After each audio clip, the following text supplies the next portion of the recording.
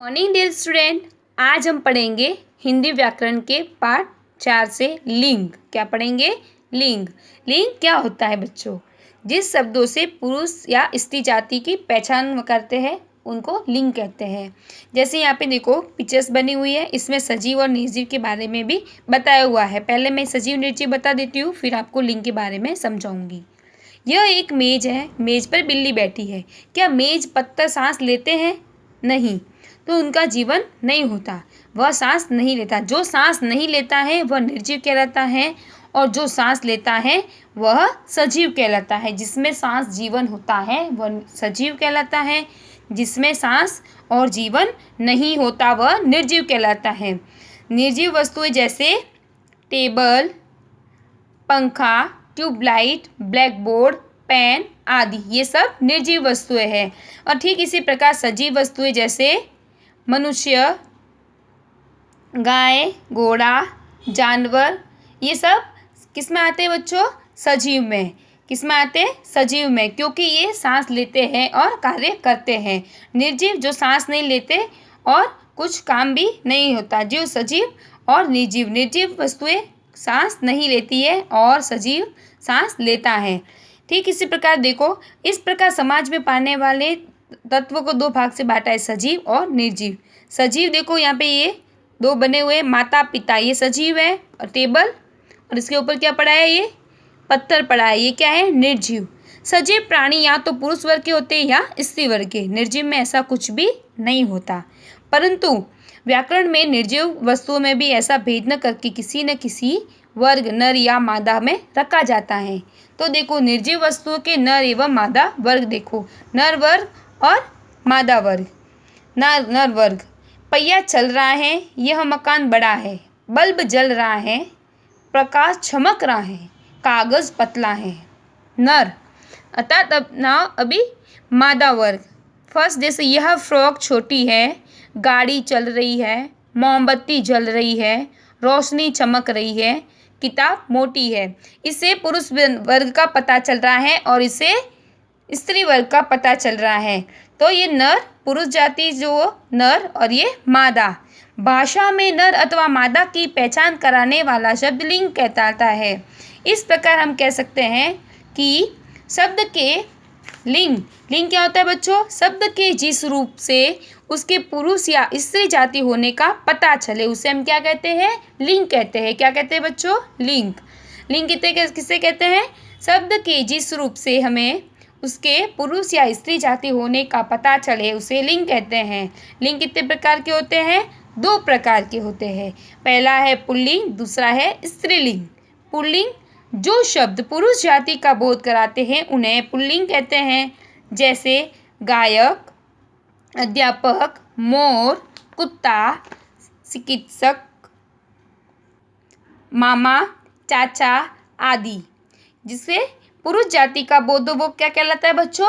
Pulling. अर्थात जिसे स्त्री जाति का बोध हो स्त्रीलिंग। स्त्रीलिंग जो शब्द स्त्री जाति का बोध कराते हैं उसे स्त्रीलिंग कहते हैं। जैसे गाय, नर्स, गायिका, अध्यापिका, बुढ़िया, माता, बहन, चाची, मामी, नानी, दादी आदि। याद रखिए बच्चों, सभी शब्दों का कोई ना कोई लिंग अवश्य होता है। वे या तो स्त्रीलिंग होते हैं या फिर पुल्लिंग।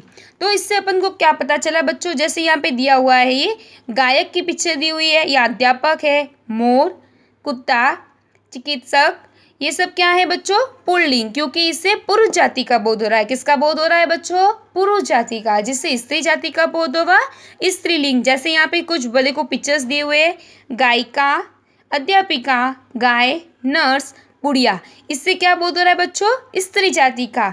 तो जिस शब्दों से हमें उसके पुरुष या स्त्री होने का पता चले उसे हम लिंग कहते हैं।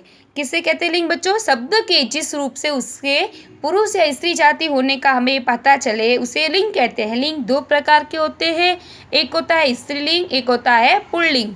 पुल्लिंग में पुरुष जाति का बोध होता है और स्त्रीलिंग में स्त्री जाति का बोध होता है। जैसे पिता क्या है बच्चों? पुल्लिंग। माता क्या है? स्त्रीलिंग। तो ठीक इसी प्रकार अपन को वर्ड को समझ के उसका लिंग बताना है। तो इसी प्रकार यहाँ पे वर्ड दिए हुए हैं, जैसे सूत का सूता, पुल्लिंग में सूत था, स्त्रीलिंग हो गया तो सूता हो गया। आदमी औरत, चाचा चाची, भाई बहिन, अध्यापक अध्यापिका, पुत्र पुत्री, जेठ जेठानी, मोर मोरनी, शेर शेरनी, चूहा चुईया, भील भीलनी, महोदय महोदया। ठीक इसी प्रकार बहुत से वर्ड दिए हुए हैं जो पुल्लिंग में है और उसको स्त्रीलिंग में बदला है। तो पुल्लिंग में जो होते हैं वो पुरुष जाति का बोध कराते हैं, जो स्त्रीलिंग में होता है वह स्त्री जाति का बोध कराते हैं। जिससे पुरुष जाति का पता चले वह पुल्लिंग, जिसे स्त्री जाति का पता चले वह स्त्रीलिंग। कुछ ऐसे स्त्रीलिंग शब्द होते हैं बच्चों, जैसे नदी, चिड़िया, मैना, खटिया, रोटी, टोपी, सजावट, चिकनाहट, बनावट आदि। कुछ प्राणीवाचक शब्द जैसे सदैव पुल्लिंग होते हैं, ये हमेशा पुल्लिंग में ही रहते हैं, जैसे खरगोश, मच्छर, भेड़िया, तोता, कौवा आदि। ऐसे शब्दों को स्त्रीलिंग बनाने के लिए इसके साथ मादा लगा देते हैं, जैसे मादा भालू, मादा मच्छर, मादा खरगोश, मादा भेड़िया आदि। इसमें क्या बोला है बच्चों कि ये हमेशा पुल्लिंग में रहते हैं। तो अगर इसको हम स्त्रीलिंग बनाएंगे, बनाने के लिए इसके क्या लगाएंगे तब बन जाएगा ये मादा। जैसे भालू यहाँ पे लिखा हुआ था तो मादा भालू, जैसे अपन ने यहाँ पे लिखा हुआ था कौवा, तो कौवा तो मादा कौवा, क्या लिखेंगे मादा कौवा। कुछ अन्य पुल्लिंग शब्द जैसे हिमाचल, हिमालय, सोमवार, चैत्र, सूर्य, चंद्र, मंगल, शुक्र, बुढ़ापा, बचपन, लड़कपन आदि। पेड़ों के नाम, अनाजों के नाम, द्रव पदार्थों के नाम जैसे पानी, तेल, घी आदि, ये हमेशा पुल्लिंग में ही रहते हैं। हीरा, मोती, मूंगा, भारत, देश, नगर, गांव आदि। कुछ कुछ शब्द जो ऐसे होते हैं वह हमेशा पुल्लिंग के रूप में ही रहते हैं, पुल्लिंग शब्द में रहते हैं, जैसे पर्वतों के नाम, फलों के नाम, धातुओं के नाम, अनाजों के नाम, वृक्षों के नाम, ग्रहों के नाम, महीनों के नाम, देशों के नाम, नगरों के नाम आदि। इसी प्रकार स्त्रीलिंग में जो हमेशा रहते हैं, जैसे नदियों के नाम, भाषाओं के नाम, बोलियों के नाम, तिथियों के नाम आदि। तो आज हमने पढ़ा पुल्लिंग व स्त्रीलिंग, उसे कहते हैं लिंग। लिंग किसे कहते हैं, जिससे हमें शब्द के जिस रूप से हमें पुरुष या स्त्री जाति का पता चले उसे हम लिंग कहते हैं। लिंग दो प्रकार के होते हैं। तो आज का चैप्टर था अपना लिंग।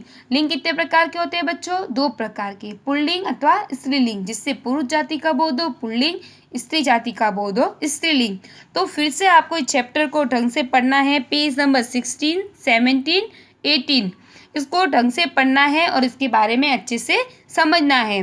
अगर कोई समझ में नहीं आए या फिर आपको कुछ डाउट है तो मुझे पूछना है। ये जो वर्ड्स दिए हो इसको ठीक से पढ़े और अपने ध्यान से पढ़ के इसको समझे अच्छे से। नहीं समझ में आए तो मुझे आप पूछ सकते हो, ठीक है। इसी प्रकार अपन ने पढ़ा लिंग। इस चैप्टर को फिर से पढ़े। सजीव निर्जीव भी इसमें बताया गया है। सजीव जो सांस लेते हैं और निर्जीव जो सांस नहीं लेते। और लिंग जिससे हमें शब्द के जिस रूप से हमें उससे पता चले कि स्त्री है या पुरुष है तो उसे हमें लिंग कहते हैं। लिंग दो प्रकार के होते हैं, पुल्लिंग अथवा स्त्रीलिंग। पुल्लिंग जिससे पुरुष जाति का बोध, स्त्रीलिंग जिससे स्त्री जाति का बोध हो उसे हम स्त्रीलिंग कहते हैं। ठीक इसी प्रकार आपको चैप्टर को समझना है। नहीं समझ में आए या फिर कुछ डाउट है तो मुझे पूछना है, ठीक है, और समझने की कोशिश करना है। नहीं समझ में आए तो आप मुझे पूछ सकते हो। धन्यवाद।